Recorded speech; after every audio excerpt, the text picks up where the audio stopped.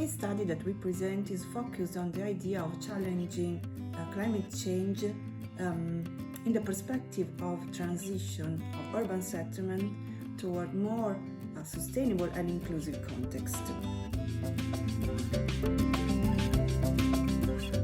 As the Department of Architecture and Urban Studies at Politecnico di Milano in Italy, with the important support of the ILAUD community and network, we are investigating this issue from the point of view of a community. A strong interaction and deeper understanding of context can open up a dialogue that is permanent, that let us renew also the traditional tools of urban design.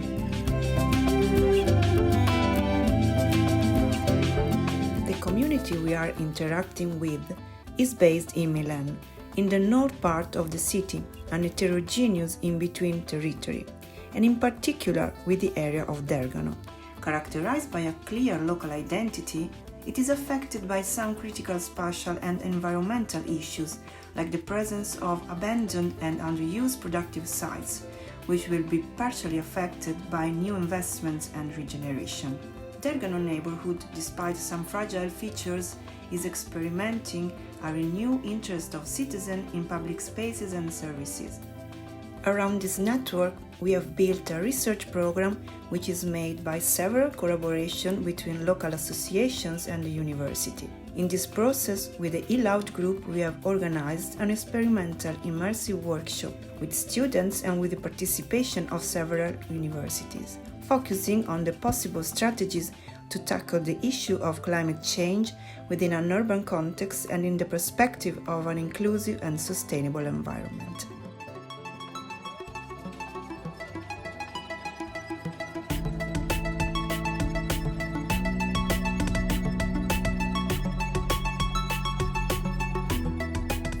In this intensive 5 days workshop, we experienced an immersive approach to understand and create link with the site. We had lectures by experts of different universities connected in ILAUD and a guided visit in the site that let us recognize the peculiarities of Dergano neighborhood. This included the landscape, the buildings, especially catalyst of communal activities. And we can mention, for example, La Chiguera, Nuevo Armenia, Polimi Urban Garden Coltivando, Rock de Mar, Mamusca, and a recent regeneration of the Piazza Dergano. We also had some meetings with some local experts, like an historian who introduced us to some relevant memories about the site and many ways of interaction. Each group organized their own interviews and a short focus group very participated by the local community. The focus group let us go deep in the understanding of the relation and effects of the pandemic on the city from the 3 main targets of the workshop: immigrants, youth and elderly people, entrepreneurs, artisans, and associations. With this experience, we grew a strong awareness of what it means to identify issues, themes, resources within a given context, and how to better define methodologies and approaches to the design and regeneration of urban contexts.